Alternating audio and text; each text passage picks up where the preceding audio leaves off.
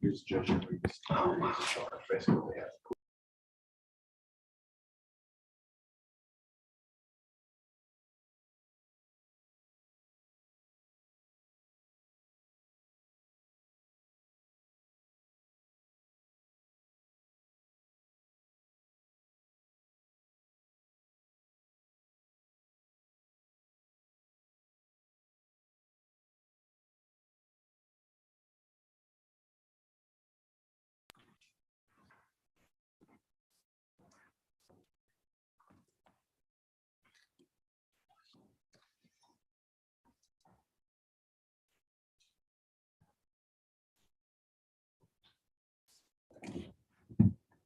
You may be seated.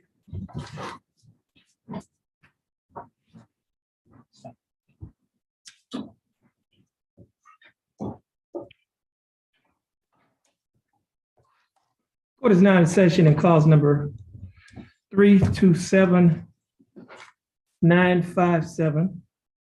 Let the record reflect that the attorneys for the state, attorneys for the defendant and the defendant are present in the courtroom.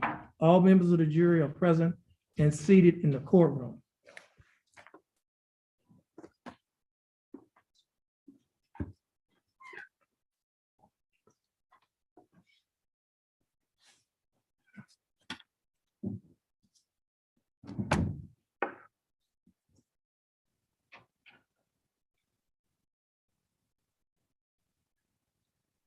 At this time, ladies and gentlemen of the jury, I will read to you the charge containing the law as applicable to this case. The defendant, Pamela Neal, stands charged by information with the offense of driving while intoxicated or operating a motor vehicle in a public place.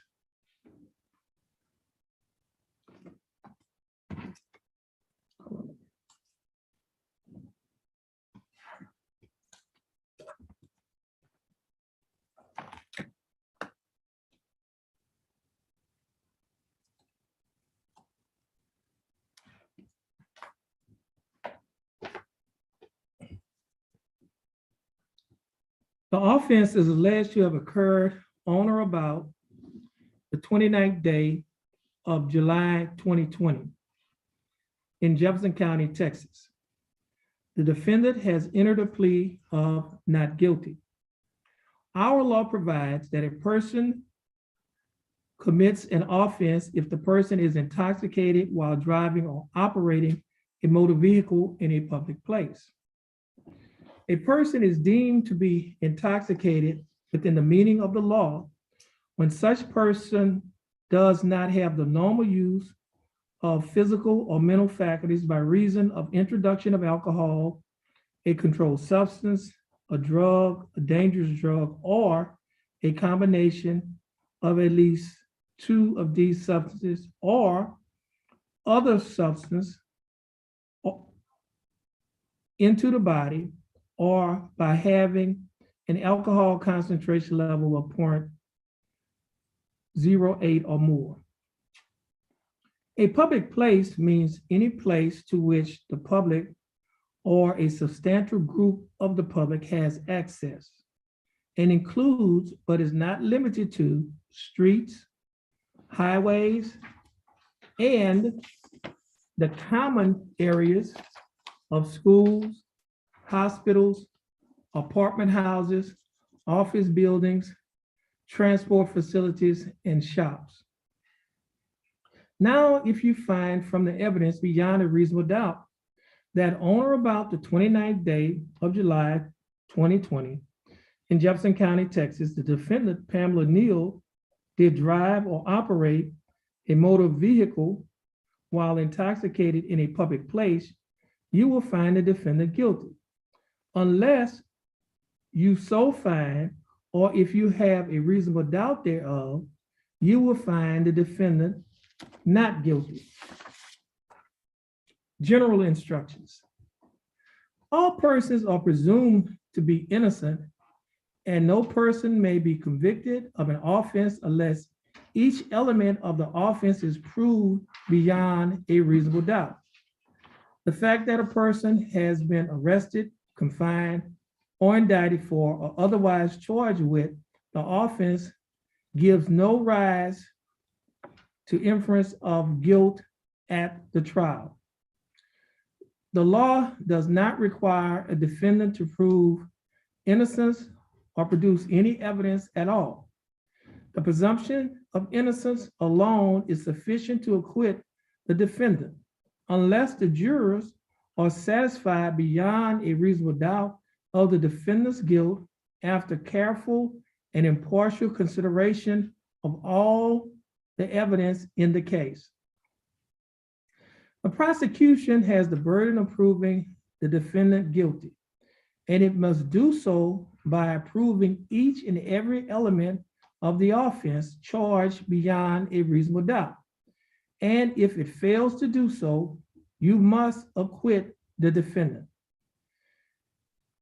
It is not required that the prosecution's prove guilt beyond all possible doubt.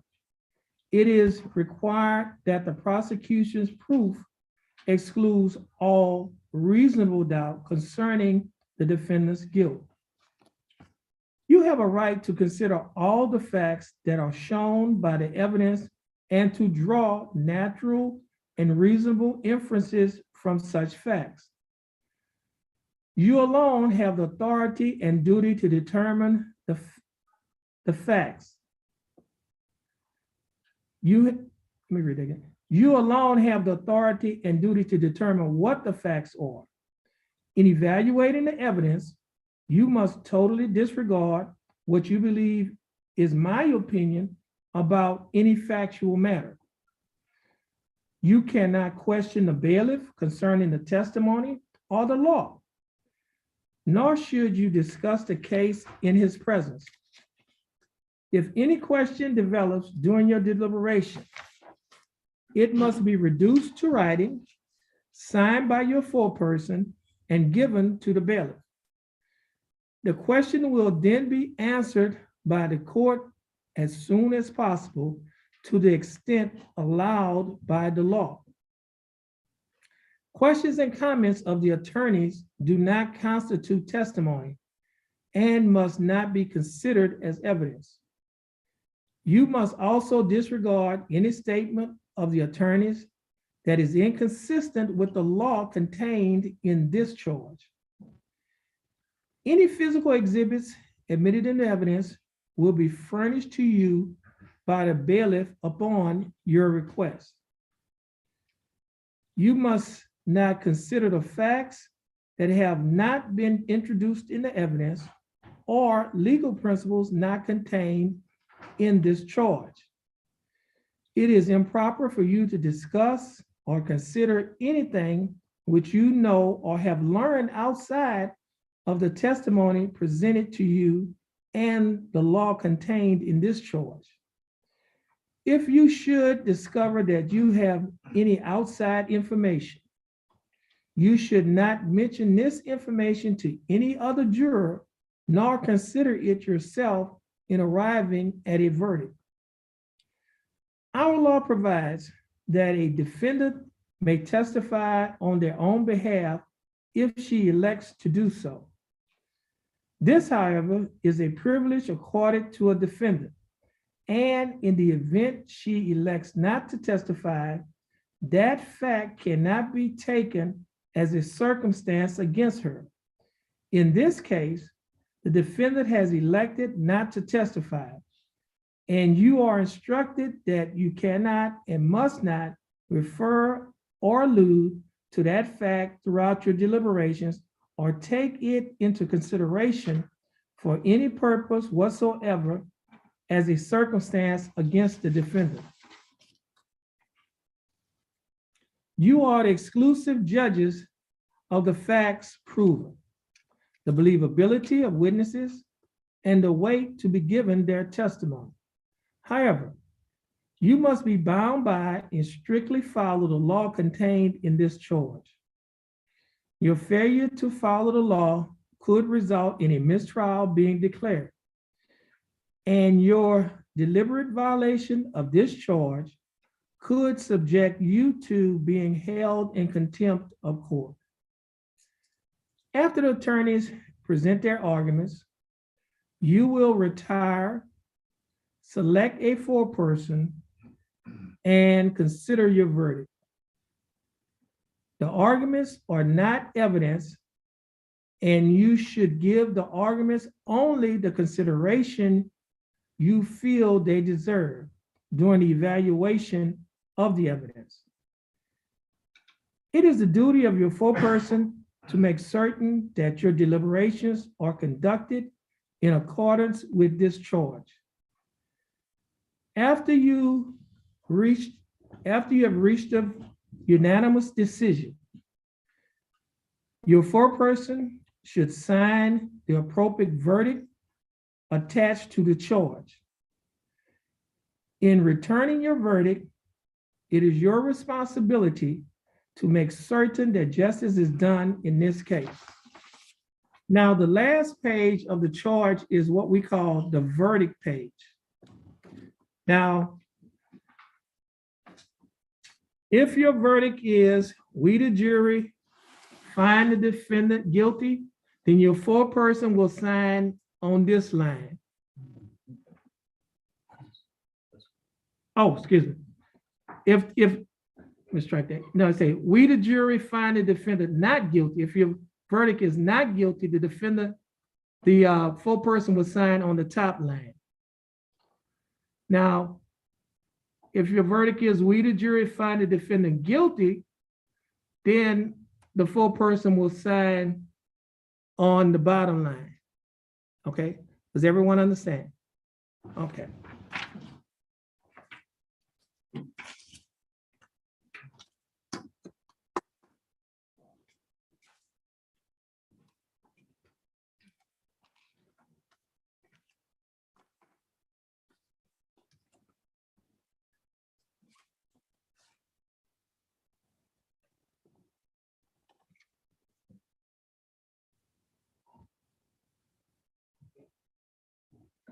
State, are you ready? State ready, Your Honor. Defense, are you ready? Ready, Your Honor. Now, Mr. Ham, you have the right to open and close the summation, and you'll be given 30 minutes. Your Honor, the state will reserve its 30 minutes for the end. Okay, so at this time, Mr. West, Thank you. you have 30 minutes and you may proceed. Please, the court, Yes. counsel, ladies and gentlemen of the jury. First of all, thank you all for being here. This has taken several days, but luckily we only been doing half days. That's not as bad. Mr. Hand mentioned this in his board hour and his opening statement. You're gonna get closer to this. You're gonna put them together. And that's what he's done today. He's provided you different pieces of this puzzle, and he's gonna lay them out when he gets up here in a second to build a picture. Okay? The picture that he's trying to build is this right here. Is the charge of the court. Specifically, page 2, number 3 right there. There are 6 things that he has to prove. Talk about it real quick. Number 1, 29th day of July 2020. He has to prove this happened on that day. Okay? He has to prove this happened in Jefferson County, Texas. He has to prove that Pamela Neal is the individual that we're talking about. 4th thing is that she did drive or operate a motor vehicle. Next thing he has to prove is while intoxicated. And the final thing is in a public place. Mr. Hans brought you all the pieces he can. He's a good prosecutor. He's a good guy. He's done his job. Okay, he laid all those pieces out. But unfortunately, the picture that he's going to lay out is going to have a lot of holes in it, a lot of gaps, a lot of missing pieces. And the 2 biggest things that he's going to miss right here, there's 2 parts of this that he's missing. He doesn't have the evidence for it. It is the 4th and 5th elements. The first one is the then and there, sorry, I keep saying then and there, it's a legal phrase we use, did drive and operate a motor vehicle. You're like, wait a minute, I thought that's not a contested issue. Well, did you hear about Miss Neal driving a car? Anybody say that? The officers both said that they didn't see her driving a car. I asked both of them that direct question. Nope, she was sitting in the driver's seat when I got there. Okay? Can't be charged with sitting in a car intoxicated. Okay? You gotta be driving and operating the motor vehicle. Then like, well, wait a minute, what about the person on the truck that she apparently hit? Remember, he was inside working. He said he came out after his truck got hit. He didn't see her driving either. He said he saw her sitting in the passenger or in the driver's seat. Right? Again, the state has proved this beyond a reasonable doubt. And you're like, oh, come on now. I mean, she was in the driver's seat. She was probably driving. Probably. Probably was. But that's not the standard. It's beyond a reasonable doubt. Was there evidence to show that she was driving a motor vehicle? There's no evidence. Okay? Let's not look at the other big, glaring, biggest hole in this picture that Mr. Ham wants you to decide is intoxication. And he even said that he thought that was going to be the big issue we had to determine in the debate. And he's right, that is the big issue. So let's look at the evidence for intoxication. In DWI cases that we try, the first thing you look at is how they did on the field sobriety test. Those are the tests the officer gives to determine if somebody has the normal use of mental and physical faculties. Stuff like holding your leg up, walking a line, they do a little thing with their eyes, various things like that. So how's she doing on the field sobriety test? He says she was too intoxicated to do it. Yet she was walking around, standing, talking to him and carrying on with him and having a conversation with him. But he didn't do it. Okay? Well, sometimes we don't get field sobriety tests, we get breath tests. Didn't do a breath test because there was no alcohol. The breath test evaluates the alcohol. You didn't need to do that because nobody thought she was drinking alcohol that day. So then we go to blood tests. That's another thing you should do. And he knew that it's what he needed to get to prove that she's intoxicated, so he went and got a warrant. He got a judge, Judge Woods, next door over there, to sign off on the warrant to get her blood. They didn't get the blood. So they don't have that evidence either. Only thing you have is that one officer's opinion that she was intoxicated by drugs. Let's look at his testimony. I got my notes from his testimony right here to talk about that. He said he felt that she was intoxicated, talked to her, and she said she takes some medications. That's the big thing, she had all these medications. The state, like I said, Mr. Terrence is a great prosecutor. And he even went above and beyond and brought a pharmacist in here to talk about some drugs for you. Because he knew he needed to establish that these drugs that you're going to hear from or about, you need to find out what those drugs were, what they did. Because we all know alcohol. But some of us don't know what the raz and ham and stuff like that. You might not. Okay? But like I asked the officer, there's nothing illegal about taking these medications. It's a matter of whether they caused you to be intoxicated at the time. Then I also asked him another important question. I asked the officer who said she was intoxicated, was he a DRE, a drug recognition expert? One of those trainings the officers go through to determine whether somebody has drugs in their system. He's like, nope. So he didn't even have that. Next is, I know exactly where he's going to shut that door. So it comes down to, in the definition of intoxication, because we don't have an alcohol test, whatever it is, that the person does not have the normal use of physical or mental faculties. That's what it comes down to. Was she normal? What's normal? What's your normal? What's your normal? What's her normal? We don't know. Everything is normal. Some people speak very clearly. Some people kind of slur. Some people talk loud. Some people talk low. Different people talk different ways. They even asked the officer, both the officers, well, have you ever talked to her before this date? Nope. So how do they know that she's slurring her speech and not sounding right? We don't know. Again, they don't have that evidence. He said she was not staying on her feet, had bad balance, she was having to lean against the wall. But you also heard later when she was talking, not part of the question, when she just talked to him, that she has bad knees. And she said that she has trouble balancing. She'd also just been, if you want to believe that she was driving, that she'd been in an accident. But that did affect her balance, her cognitive ability, her time, whatever. We all know we go through incidents, sometimes affects us a little bit. But I'll also go back to the drugs, because that's the big thing. They want to talk about all these different drugs they took. Again, when we attorneys sit there and ask questions, we're always taught to only ask questions you need to know the answer for. There's a reason and purpose for all the questions that we ask. You heard me asking questions to the pharmacist at the very beginning.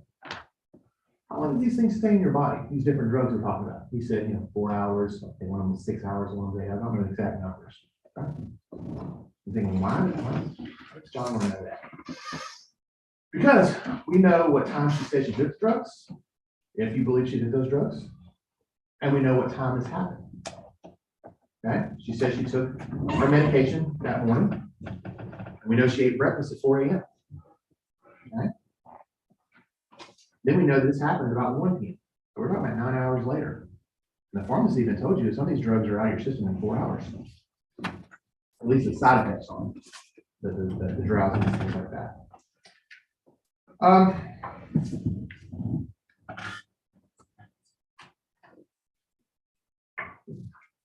So it really goes down to back to this, was she normal, was she not normal? There's just too many gaps in this picture. The puzzle pieces Mr. Ham's giving you is all he's got. He can't make up puzzle pieces. He can't make up evidence. He can't create stuff and fill in the blanks. Trust me, as a lawyer, I'd love to be able to do that. I'd love to give you evidence to make up your mind. I'm sure he would too. But he can only provide you what he's got. What we have is an officer out there saying she's intoxicated. She was driving a motor vehicle. Yet the officer says, I don't have evidence of either of that. I don't know if she's driving. I don't really know if she's intoxicated. I think she's intoxicated. She's probably intoxicated. I don't have any tests to take to the jury. I don't have any blood tests. I don't have any breath tests. I have nothing except my opinion that she has drugs in her system. Oh, and by the way, I'm not even a drug recognition expert. There are officers that are trained to do that, but I'm not even one of those. But I think she's intoxicated enough that I want a jury to convict her. Ladies and gentlemen, they just don't have enough evidence. Was she intoxicated? Maybe. Maybe not. We don't really know. We don't know is because the police did not get the evidence they needed in this case to determine that. And unfortunately, they stuck Mr. Ham in a bad situation. He's got to present this to you with what he's got. When I sit down, you're going to listen to Mr. Ham. He's going to give a presentation. I'm sure he's going to do a great job. He always does. But just think in the back of your mind, is that enough? Is that enough beyond a reasonable doubt? I get to you that it's not. My client was not driving a motor vehicle beyond reasonable doubt. She was not intoxicated beyond reasonable doubt. Thank you. Mr. Ham, you may proceed.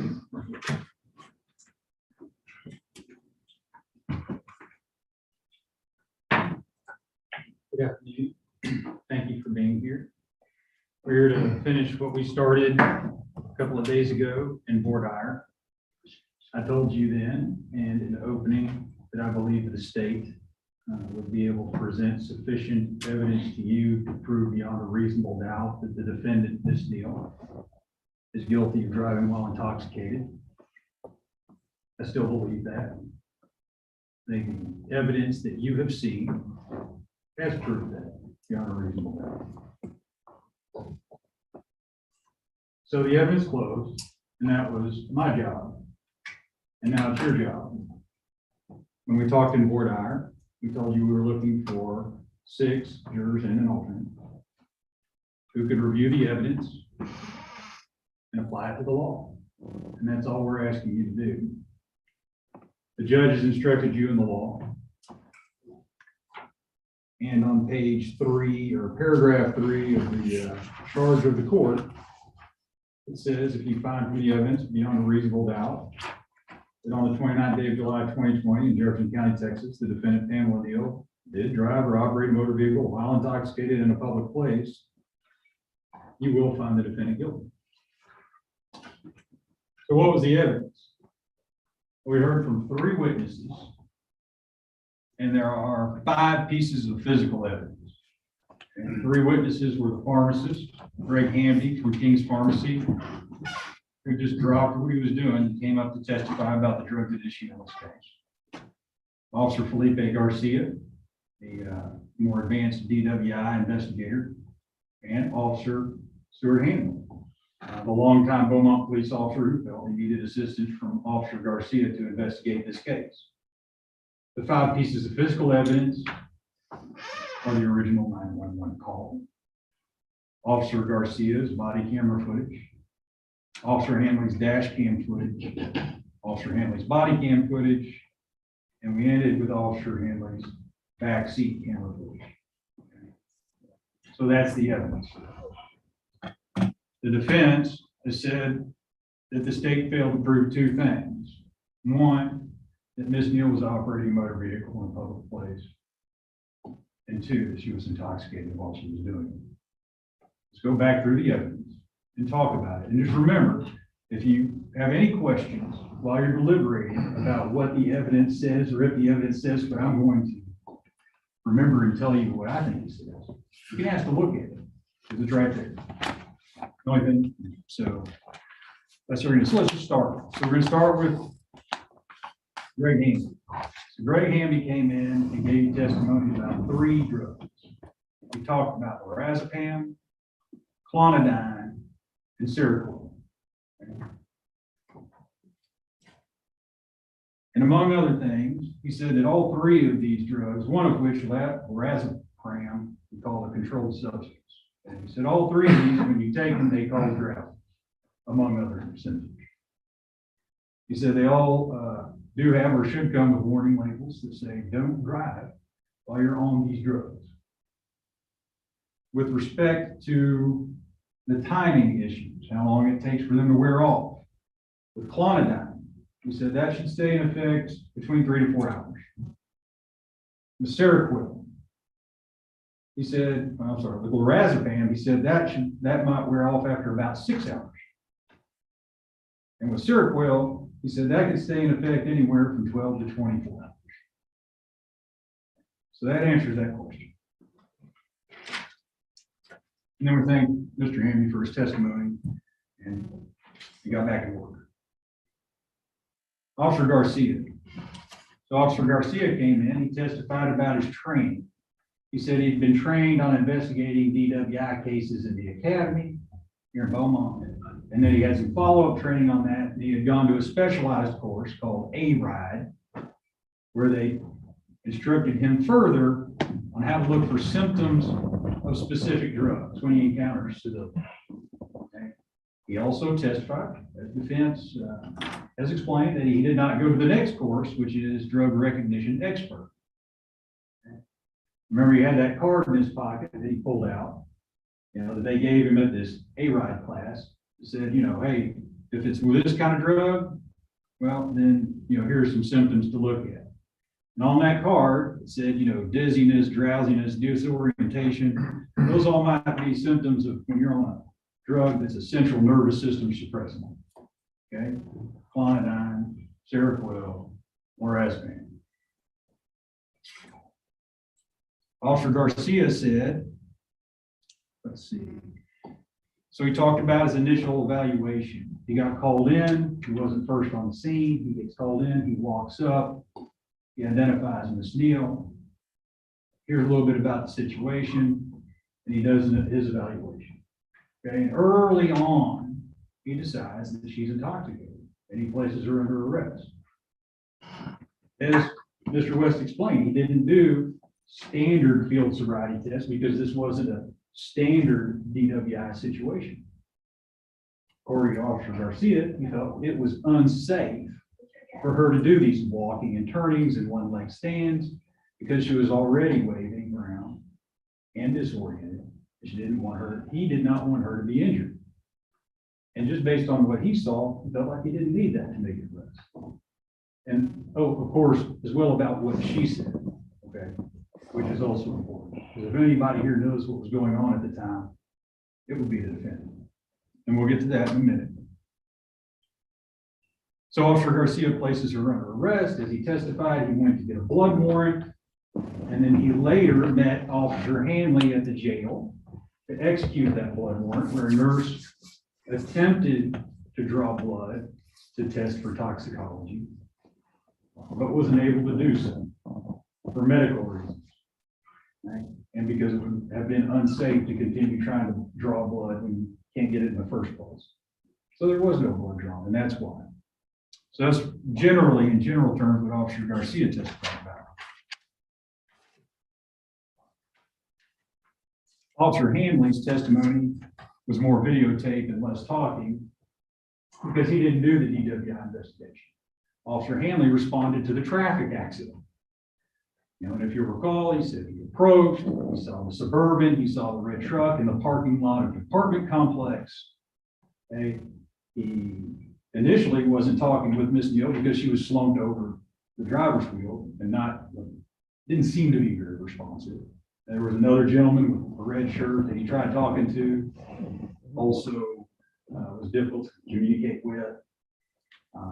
He then apparently spoke with the person who said he was the owner of the truck that was struck in the parking lot, who said that Miss Neal was in the driver's seat of the vehicle when it hit the truck. And then there were two other people that came up that Officer Hanley said he couldn't ever really identify, who seemed to be very upset about the situation. And on the videotape made some comments that you may or may not recall. So Officer Hanley testified that once Officer Garcia made the decision to place Ms. Neal under arrest, he transported her to Baptist Hospital for treatment because that's standard operating procedure in Iraq. Officer Garcia said they would have done that anyway, given her condition, before taking her to the jail. And then, of course, Officer Hanley waited with her at the hospital and then took her to the jail. So that's general testimony. Officer Hanley advised that based on his, now he's not a drug recognition expert. He's not a ARID tested officer. He even didn't feel extremely comfortable doing DWI, investigation. But he has been an officer for, let me say, since 2000, well over a decade here in Beaumont. And his first inclination was that she was intoxicated. I think the word he used, or the phrase he used, was soup sandwich. Okay, but from the jump, before he even had a conversation with Miss Neal, he believed she was intoxicated because of the behaviors she was exhibiting. Okay. So that's just a brief summation of the testimony. Let's talk about the videos and a 911 call. All right, so we get a 911 call. The BPD, because the Suburban had run into a man's red truck, right? He calls. He says, I think she's drunk. Okay, that's what the man said on the 911 call. Okay, let's talk about the videos. Okay, we see, and we've talked a little bit about it already. But the main key with the videos is that you got to see what the officers saw, right? You got to see what happened out there. And you got to hear what the defendant told us. Okay? The defendant, after she was Mirandized, and after she was given her statutory warnings, she told Officer Garcia, I'm on 21 drugs. She said, specifically, I'm on lorazepam, clonidine, and Seroquel. That's why we asked Greg Handy about those drugs, because she said she was on those drugs. Then, that day, she said, I took them this morning. Okay? The wreck occurred about 1 o'clock in the afternoon. Later on other videos, you hear her telling Officer Hanley when they're leaving the hospital, where am I going? Oh, you're going to jail. I'm on drugs, she says. Okay? That's her word. That's what she said. And you saw her behavior the entire time. Okay? You wouldn't be alone if you saw her behavior and believed her to be intoxicated, if you believed that she had lost the normal use of her mental and physical faculties because she was on, among other things, Seroquel, lorazepam, clonidine. She was unsteady. She certainly was slurring her speech. She was so disoriented that she thought she was on Delaware Street, which was more than halfway across town. Okay, she didn't know where she was. She didn't know who she, at one point, it appears she didn't know who she was talking to. A fully uniformed Beaumont Police Department officer who was conducting a DWI investigation. She repeatedly asked where she was going. Officer Hanley had to remind her she was under arrest. At one point early on in Officer Garcia's interview, she tried to walk off and leave. Okay, I'm not trying to be mean. What I'm trying to do is just explain to you, if you're not alone, if you believe she's intoxicated. Officer Garcia thought so. Officer Hanley thought so. The 911 caller thought so. The people on the scene thought so. Because it's obvious. She was impaired. And we know why she was impaired. Because she was on her.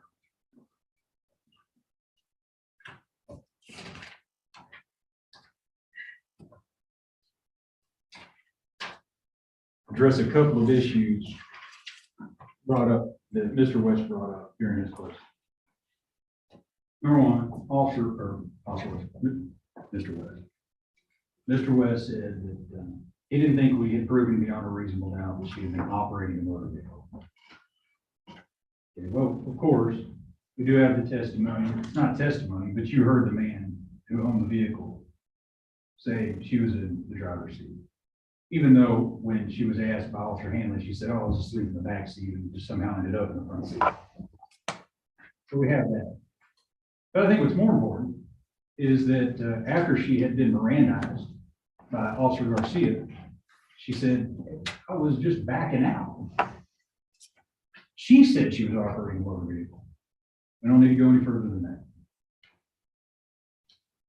Mr. West had some discussion with you about the lack of field sobriety tests and breath or blood tests. Okay, well, we've explained why we didn't have field sobriety tests.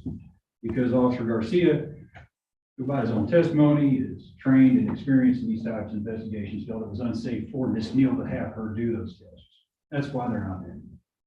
Let's talk about breath and blood tests.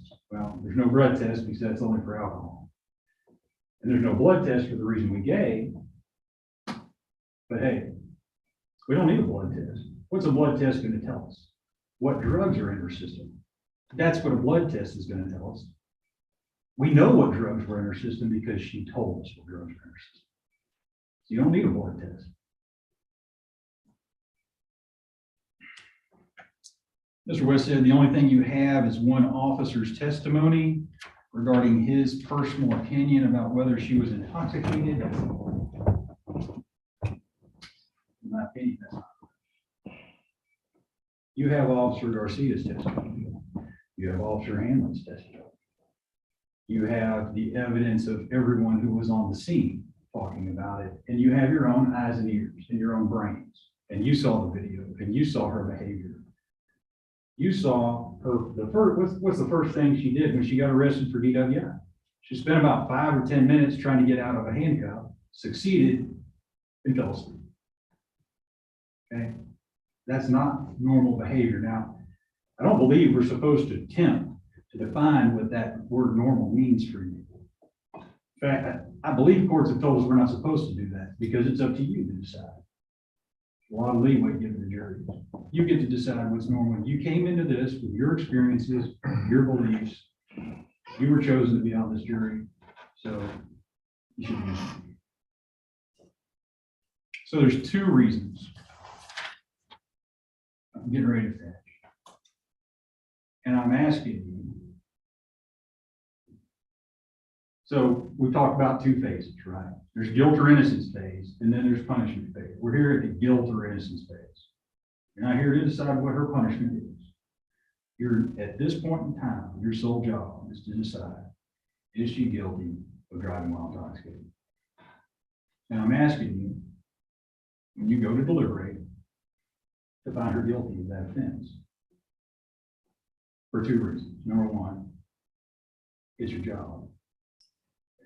The evidence has shown beyond reasonable doubt that she was guilty. Therefore, the court has instructed you, if you believe that, that's how you vote. Number two, it's for this reason. State's not here to try to convince you that Miss Neal is a horrible person. We're not. I don't know Miss Neal. Okay. I don't know anything about her except what's been involved in this case. What I do believe is from what I saw, is that she is a danger. She's small, but when she's in that condition and gets behind the wheel of a motor vehicle, that's dangerous. It may not be dangerous to you, maybe you're not around, but it sure is for anybody who's around when she's operating that piece of machinery. We're fortunate the contractor wasn't at the back of his truck when she ran into it. Okay? So for those reasons, asking you for your thing.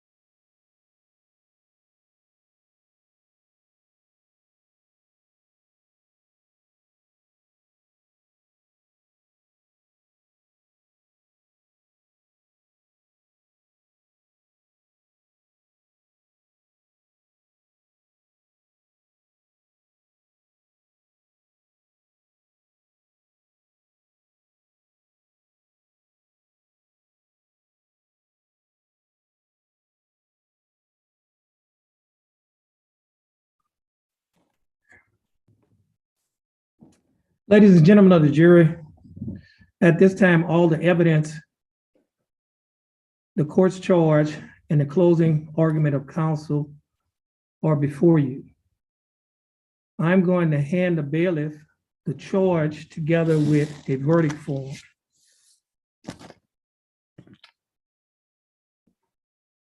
They will be left with you in the jury deliberation room. Now, we could give you the option, either you can, if you want to deliberate in the jury room, you can do so.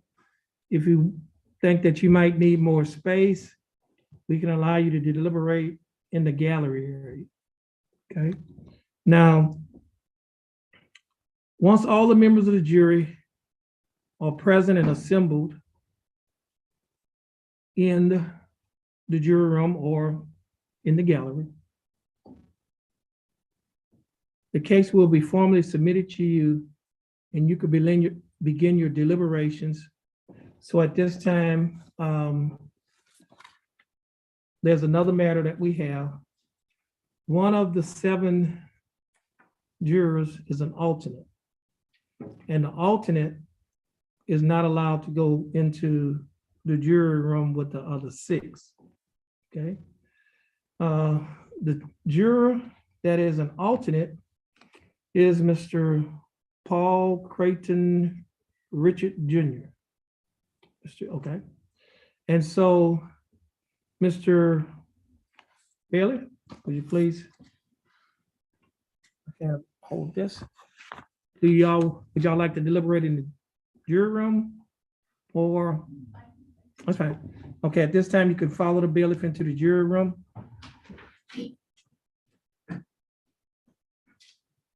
And Mr. Richard, you could either remain here in the hall, or if you want to come back to the chambers, you can do that. Whatever is your preference. In the hall? Okay, that's fine. Now, if something happens to one of the jurors, then you will go in and deliberate with them. Okay. All right. So at this time,